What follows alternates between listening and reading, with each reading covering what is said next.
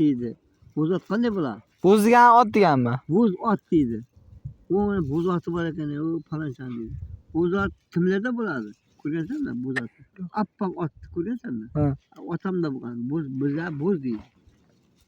Beshatar bor-ku, o'qlar bor-ku, beshatar deydi. Qator vazna deydi, beshatar. 5 ta odam o'ldiradi bir otishda. Bitta, ikkita, uchta, 5 ta otam 5 otar bo'ladi. Davlat berganda davlat. Ha. Ana davlat. Pistoleti mana da uzun bo'lgan, lagan deydi uni. Ruschasi lagan deydi. Mana o'sha.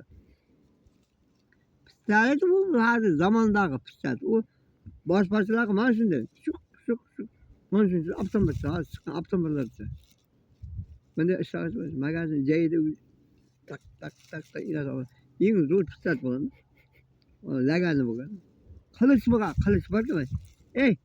Shaq etadi. Atamda qilich bo'lgan. Otam aytadi, bir kecha bir jolangacha bitta oldim deydi. Oy sutda joriq deydi. Hammasi uxlab yotdi deydi.